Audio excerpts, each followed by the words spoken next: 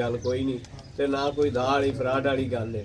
जानवर जेडे ने वो जिसे बंदा आवे आके शौक करे तो दिल कढ़ण वाले जानवर ने, इस तरह जानवर नहीं कि छड़े नहीं रखे है जानवर ही। जानवर एक दूजे तू वध तो वध है जेड़ा वेखो दे जी जानवरां दे नाल नाल माजरत मैं देखें जी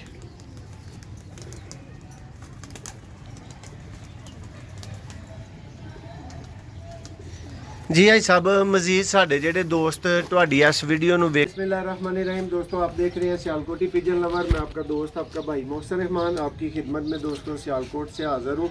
ये जी सियालकोटी पिजन लवर का दोस्तों न्यू सेटअप है जो उस्ताद मियां फैसल साहब की ज़ेर निगरानी चल रहा है। और आज कुछ दोस्त कुछ भाई आए हुए हैं, कुछ भागे हुए हैं वीडियो से डर के साइडों पे निकले हुए हैं, और कुछ भाई हिम्मत करके सामने बैठे हुए हैं। दोस्तों ये गुजरात से मंडी बावलदीन से आए हैं, दोनों के दरमियान से कह लें के आए हैं। तो जी अस्सलाम वालेकुम भाई साहब। वालेकुम सलाम भाई साहब की हाल ने? अल्हम्दुलिल्लाह ठीक ठाक जी, सब तरह दियां खैरां ने? सब भाई साहब आए हो शौक कीता मिले गिले हो सब कुछ की तासरात ने भाई साहब दे ਤੁਹਾਨੂੰ ਵੇਖ ਕੇ ਦੁਨੀਆ ਨੇ ਜਾਂ ਸਾਡੀ ਗੱਲ ਮੰਨਣੀ ਹੈ ਜਾਂ ਇਨਕਾਰ ਕਰਨਾ ਹੈ? ਤੁਸੀਂ ਕੀ ਕਹਿਣਾ ਚਾਹੋਗੇ? ਸਭ ਤੋਂ ਬਿਹਤਰ ਤੇ ਮੰਨ ਲੈਣੀ ਚੰਗੀ ਗੱਲ ਹੁੰਦੀ ਹੈ ਨਾ। ਜਿਹੜਾ ਸ਼ੌਕ ਕੀਤਾ ਇੱਕ ਦੂਜੇ ਤੋਂ ਵੱਧ ਜਾਨਵਰ ਹਰ ਕਿਸਮ ਦਾ, ਟੈਡੀ, ਛੱਤ ਵਾਲੇ, ਬਟੇਰੇ, ਸਿਆਲਕੋਟੀ ਜੋ ਵੀ ਹੈ ਉੱਥੇ ਪਿੰਡ ਗਏ ਆ ਤੇ ਉੱਥੇ ਵੀ ਵੇਖੇ ਨੇ ਇੱਕ ਦੂਜੇ ਤੋਂ ਜ਼ਿਆਦਾ ਖੂਬਸੂਰਤ। ਜੇ ਇੱਥੇ ਆਏ ਆ ਸ਼ਹਿਰ ਸਿਆਲਕੋਟ 'ਚ ਤੇ ਇੱਥੇ ਵੀ ਇੱਕ ਦੂਜੇ ਤੋਂ ਵੱਧ ਜਾਨਵਰ ਹੈ। ਕੋਈ ਕਿਸੇ ਦਾ ਸ਼ੱਕ ਸ਼ੁਬੇ ਵਾਲੀ ਗੱਲ ਕੋਈ ਨਹੀਂ, ਤੇ ਨਾ ਕੋਈ ਦਾਹ ਵਾਲੀ ਫਰਾਡ ਵਾਲੀ ਗੱਲ ਹੈ। जानवर जेडे ने वो जिसे बंदा आवे आके शौक करे तो दिल कढ़ण वाले जानवर ने, इस तरह जानवर नहीं कि छड़े नहीं रखे है जानवर ही। जानवर एक दूजे तो वध है जेड़ा वेखो दे जी जानवरां दे नाल नाल माजरत मैं तुहानू रोकांगा, ਬੰਦੇ ਦਾ ਆਪਣਾ ਮਿਲਣ ਗਿਲਣ ਸਭ ਤੋਂ ਅਹਿਮ ਚੀਜ਼ ਹੁੰਦੀ ਹੈ। ਤੁਸੀਂ ਇਮਾਨਦਾਰੀ ਨਾਲ ਕੀ ਫੀਲ ਕੀਤਾ ਆ ਕੇ ਕਿ ਮੈਂ ਪਹਿਲੀ ਵਾਰੀ ਆਇਆ ਜਾਂ ਤੁਹਾਨੂੰ ਲੱਗਾ ਨਹੀਂ ਯਾਰ ਇਹ ਬੰਦੇ ਨੇ ਜਿਸ ਤਰ੍ਹਾਂ ਅੱਗੇ ਬਹੁਤ ਅਰਸੇ ਤੋਂ ਇੱਕ ਦੂਜੇ ਨੂੰ ਜਾਣਦੇ ਆ ਇਸ ਤਰ੍ਹਾਂ ਦਾ ਫੀਲ ਕੀਤਾ।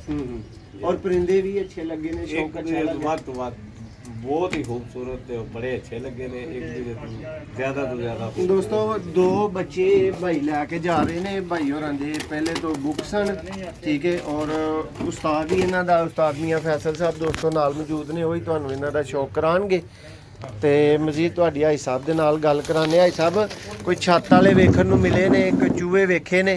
सारे चूहे वेखे ने, छत वाले वेखे ने, चपड़े वेखे ने। ਇਹ ਦੋ ਬੱਚੇ ਇਹਨਾਂ ਨੇ ਗਿਫਟ ਕੀਤੇ ਨੇ ਸਾਨੂੰ, ਤੇ ਇਹਨਾਂ ਦਾ ਸ਼ੌਕ ਕਰੋ, ਵੇਖੋ ਇਹਨਾਂ ਦੀ ਅੱਖ ਵੇਖੋ, ਇਹਨਾਂ ਦੇ ਪੈਰ ਵੇਖੋ, ਇਹਨਾਂ ਦਾ ਸਾਰਾ ਹਿਸਾਬ ਕਿਤਾਬ ਹਰ ਬੰਦੇ ਨੂੰ ਨਜ਼ਰ ਆਇਆ, ਪਤਾ ਲੱਗੇਗਾ ਕਿ ਇਹ ਵਾਕਈ ਬੱਚੇ ਨੇ।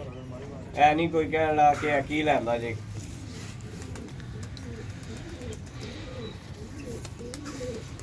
जी दोस्तों प्योर चपड़े कबूतर ये आप अपनी स्क्रीन पे देख रहे हैं।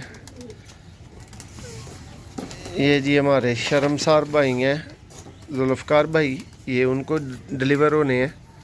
अल्लाह इनके मुकद्दरों में करे, इनको शौक नसीब करे। ये चेक करें जी दोस्तों, चपड़े कबूतर आपकी स्क्रीन पे देखें जी।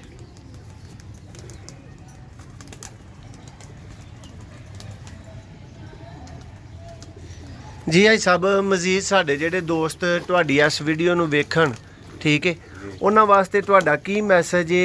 असीं कोई ਉਹ ਧੋਖੇ ਫਰਾਡ ਵਾਲਾ ਚੱਕਰ ਹੈ, ਫਸ ਜਾਣ ਵਾਲਾ ਚੱਕਰ ਹੈ, ਜਾਂ ਤੁਸੀਂ ਕੀ ਕਹੋਗੇ ਕਿ ਨਹੀਂ ਯਾਰ ਅਸੀਂ ਬੰਨਿਆਂ ਕੋ ਗਏ ਆ ਸਾਨੂੰ ਅੱਛਾ ਲੱਗਾ? ਤੁਹਾਡੇ ਕੀ ਤਾਸਰਾਤ ਨੇ ਤੁਹਾਨੂੰ ਵੇਖ ਕੇ, ਤੁਹਾਡੀ ਗੱਲ ਸੁਣ ਕੇ ਲੋਕ ਆਣ ਜਾਂ ਸਾਡੇ ਕੋ ਬਚਣ?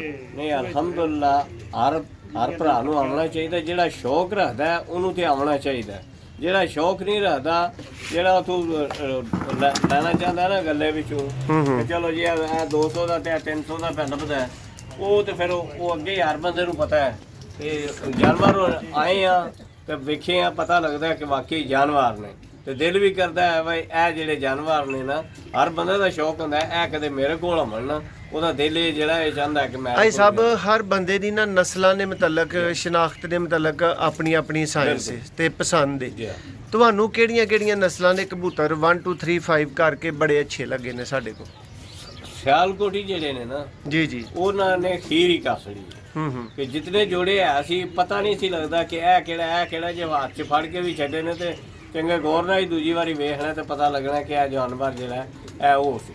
ਹੁਣ ਫਿਰ ਸ਼ਨਾਖਤ ਵਾਲੇ ਹਰ ਬੰਦੇ ਨੂੰ ਆਪਣੀ ਆਪਣੇ ਹਿਸਾਬ ਨਾਲ ਸ਼ਨਾਖਤ ਤੇ ਆਪਣੇ ਹਿਸਾਬ ਨਾਲ ਉਹ ਜਿਹੜਾ ਅੱਛਾ ਜੀ ਸਾਹਿਬ, ਲਾਸਟ ਗੱਲ, ਤੁਹਾਨੂੰ ਉਸਤਾਦਾਂ ਦਾ ਵੀ ਸ਼ੌਕ ਕਰਵਾਇਆ ਹੈ, ਮੀਆਂ ਫੈਸਲ ਸਾਹਿਬ ਦਾ, ਇਹਨਾਂ ਦੇ ਸ਼ੌਕ ਤੇ ਕੀ ਕਹੋਗੇ? ਇਹਨਾਂ ਦਾ ਸ਼ੌਕ ਬਹੁਤ ਬਿਹਤਰੀਨ ਸ਼ੌਕ ਇਹਨਾਂ ਦਾ, ਕੋਈ ਸ਼ੱਕ ਨਹੀਂ ਸ਼ੌਕ ਵਿੱਚ, ਤੇ ਬੰਦੇ ਵੀ ਬੜੇ ਹੀਰੇ ਨੇ।